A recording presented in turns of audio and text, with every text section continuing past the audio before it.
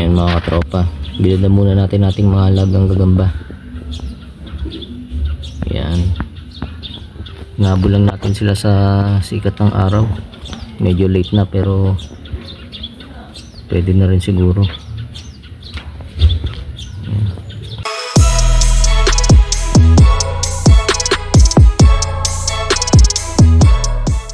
Yo, what's up mga katropa? Welcome back to our channel. And for this video mga katropa, ngayon tayo mag-uumpisa na magpakondisyon ng ating mga alagang gagamba. Yung mga bago nating alagang gagamba, ito mga katropa. Itong mga Jensen lines mga katropa. Ngayon natin sila i-kondisyon. Dapat kagabi pa, kaso hindi ko naman sila napaarawan. Ngayon na natin i-declare yung first day nila na pagkakondisyon natin sa gagamba.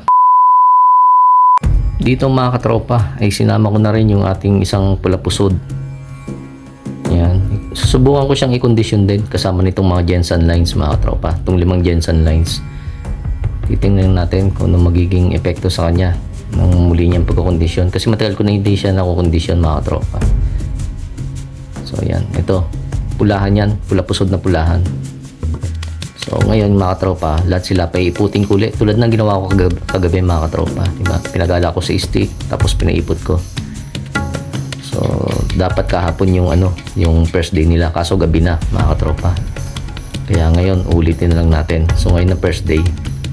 So paiputing ko muna sila mga katropa isa-isa. Tsaka pagalain muna bago ko sila ibilad sa araw.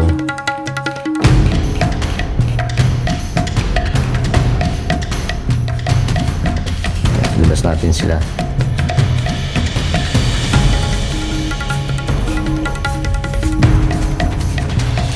Ayan, ito yung pula-pusod. Oh. Ayan, umipot na.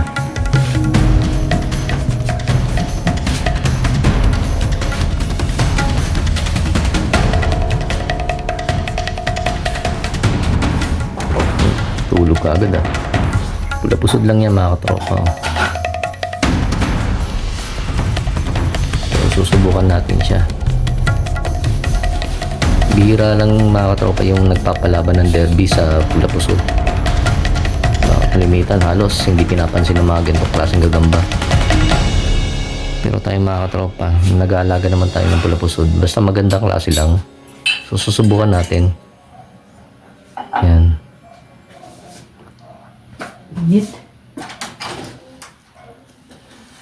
So yun mga tropa, ibalikan natin siya dito sa pitak.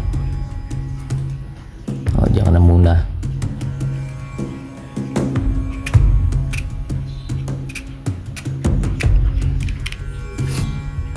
Okay, itong isa naman.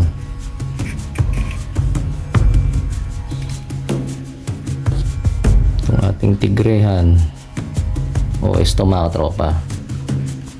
Malaki sa personal to mga tropa. Sa camera lang parang maliit siya. Ayan o. Tigrehan na parang abuhin ang kulay niya mga tropa. Haba ng kalis niyan. Ang galamay niyan. Ayan. Medyo pagala-galain lang muna ulit natin sila. Tsaka paiputin. Ayaw na yata umipot ah. Makaipot na kasi ito kagabi mga tropa. Ayan o.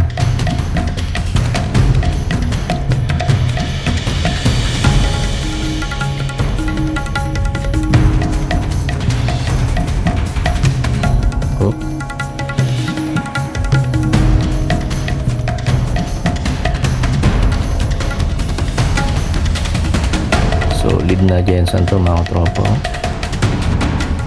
Talagang pantimbangan talaga sila.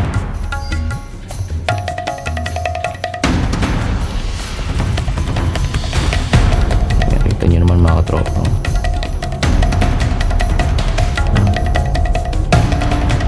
Sigurado nakaipot na siguro ito mga tropa. Hindi ko lang napansin na yun. May na pala mga tropa. May ipot na doon. Hindi ko lang siguro napansin. Ayan. Ganyan lang ang first step mga tropa. Palakad-lakarin nyo lang sa stick. Paiputin. Ganyan.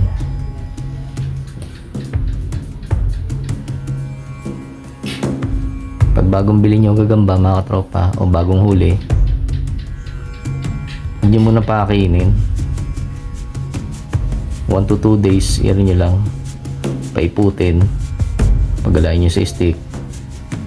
So pagdating ng mga hapon, konting oras lang, depende sa sikat ng araw, yung pagbibilad nyo sa kanila.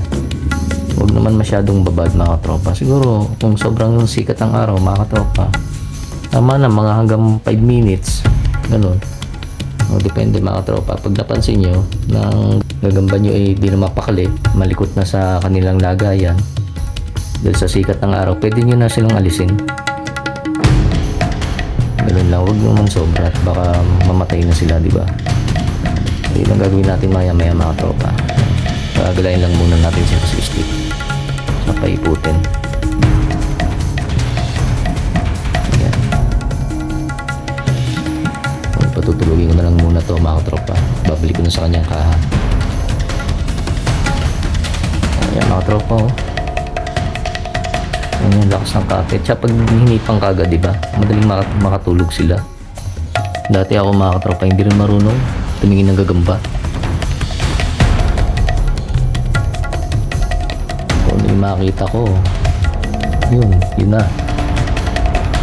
Pero kung panglaban talaga ang gusto niyo mga katropa, maganda talaga ang katawan. Mga saktuhan lang, ganyan. No? Tapos makapalang kalis, ang galamay, mabalahibo, tsaka madali siyang patulugin, madaling umakyat. Yung pag bumaba siya sa sapot niya, madali mong mapakyat sa paleta o sa stick. Mga ganun dekalidad mga katropa, pipiliin nyo paghahanap kayo ng mga talagang panglaban. Pero kung mga pangalaga-alaga lang, kahit ano naman mga katropa, pwede. Depende naman yan sa nag-aalaga mga katropa. Lahat naman ng gagamba, may walang duwag, walang matapang. Depende lang yan sa pagkakondisyon mga katropa. So ito sunod natin mga tropa. Bulik na parang abuhin yata kulay ng ganito mga tropa. Oh, napakabilis tumakbo mga tropa. Ayan o. Pinipot na. Parang maliit lang silang tingnan sa camera.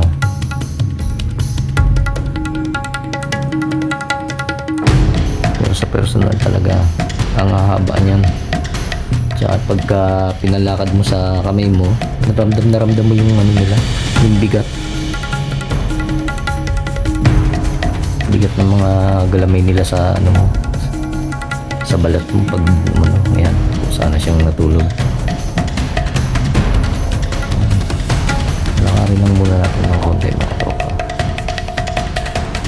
Kumbaga sa tao, diba? Wala nang pag bagong gising, nag-exercise din, parang tao lang mga katropa.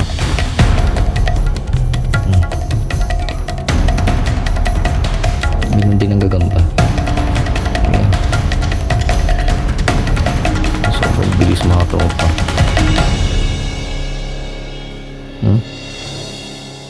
Kita mo na sa gamba mga katropa, pag maliksi na ganyan, sobrang bilis, yun talagang pwede sa mga ganyang labanan.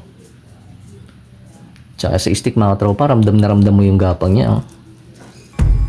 Paano pa pag sa balat mo na mismo, di ba? O yan. O yan mga tropa, siguro patutulugin ko na to. Ko na sa kanyang lagayan. Hahabol tayo sa oras mga tropa habang maganda ang sikat ng araw. Ayan mga tropa. Pasok na siya.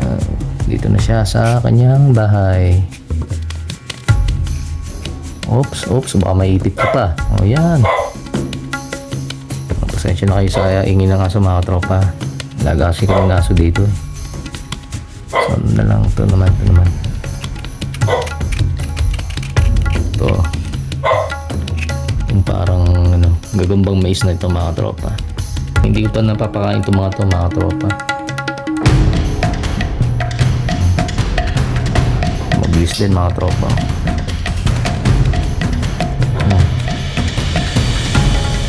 Ipot na kasi sila kagabi mga tropa. Kaya siguro mangilan-ngilan lang sa kanilang iipot pa ngayon.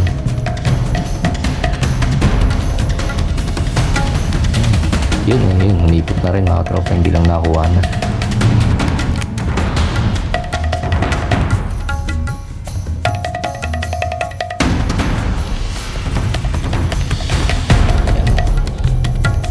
Diba? Wala kasi akong tagakuha ng camera mga tropa, kaya pasensya nyo na.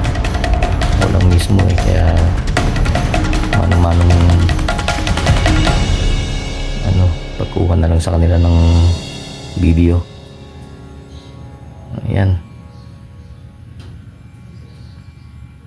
konting na lang. Yan, lakad pa na konti. Ayan, ramdam ko yung niya, mga lakad niya sa kamay ko.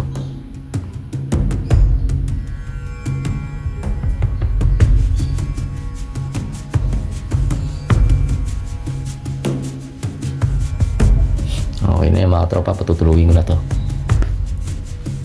Oops, yun, natulog na kagad. Mga ganyan mga tropa, pag inipan mo agad tulog, yan, maganda kapit. Ayan, no, mahigpit ang tulog. Ganyan kayo pipili mga tropa. Gusto niyo yung mga talagang pwedeng pwedeng alagaan at pwedeng ipanglaban, kukondisyon nyo lang din.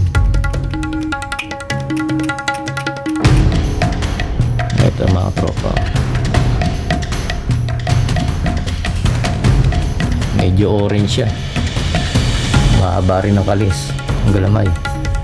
Yun, umiipot na. So wala itong mabibilis mga tropa. Yung isang araw lang sila binili. Ayan mga tropa,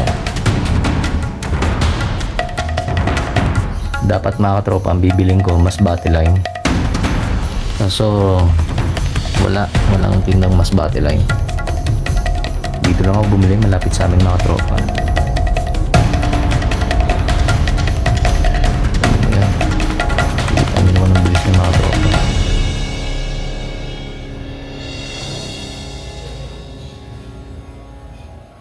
Oops, ayan, patutulugin ko na muna mga tropa. Kunting palakad lang. Yan, tulog na kagad mga tropa. Yan, tingnan nyo ang kanyang galamay mga tropa. Kapal, diba? Sakto ang niya, katawan niya. Tapos yan, mabalahibo din naman siya mga tropa. So okay yan. Isa na lang mga tropa, papaarawan na natin sila. Ingat. Yun ang ating tigre.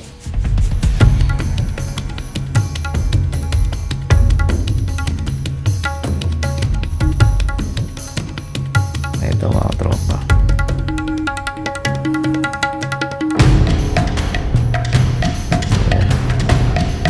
dito pa rin mga tropa. Malaki din to sa personal mga tropa. Medyo nababagalan lang ako sa kanya mga tropa, pero titingnan natin kasi may naman siya, may bubuga para sa akin yung kanyang kanyang pangangatawan. At saka madali naman siyang paakyatin. Medyo mabagal lang ang niya, ang lakad niya sa tingin ko kumpara sa mga nailabas ko kanina lang, pero okay naman. Ganda kasi ako mga tropa sa tigre talaga. Ayan o.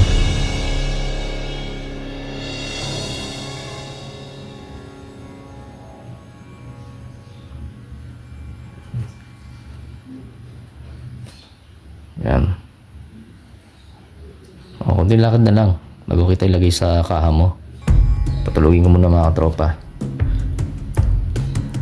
Hindi matulog mga tropa, sa dulo ng paleta pa yan. Mga ganyang kapit mga tropa, sigurado na yan. Kondisyon nyo lang ng kondisyon nyo lang maigi. Okay.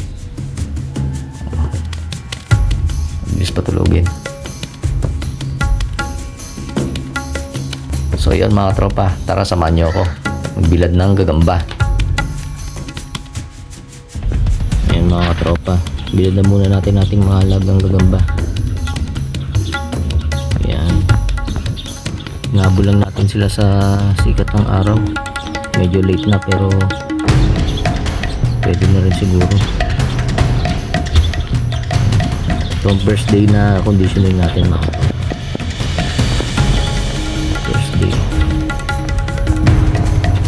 siguro mga 5 to 10 minutes siya dyan na natin nung sila ibibilad dyan mga tropa, mga 10 minutes. Ito mga tropa, kinuha ko na yung kaha, kinuha ko na yung mga gagamba. Hindi na kasi masyadong maaraw kaya okay na siguro. Naibilad na naman natin sila kahit papaano. So yun mga tropa, so bukas ganun pa rin ang process ng gagawin natin pag-condition sa gagamba. Kaso mga katropa, hindi ko na siya iba-vlog, hindi ko na i-video kasi same process lang. Tandaan nyo mga katropa, bago nyo ibilad sa sikat ng araw yung mga gin nyo, mga gagamba nyo, yun nga, lakad-lakarin nyo muna sa stick, i-exercise nyo muna sila doon, paiputin, ganyan. Tsaka nyo ibilad, mga siguro mga bandang tanghaling tapat yan. Kung sobrang init, tama na siguro yung mga 5 to 10 minutes mga tropa. Tapos kunin nyo na. Kailan nyo muna makapagpahinga yung mga gagamba nyo sa pitak. Tapos kinabukasan, ganun pa rin, second day. Tapos yung ika-third day, yung medyo iba na. Yung malalaman nyo kung ano yung ika-third day na gagawin natin sa pag-condition ng gagamba mga katropa. So yun lang mga katropa, sana supportahan nyo ako sa mga videos na ina-upload pa rin natin mga katropa. So yun lang mga katropa, maraming salamat. God bless. Peace out.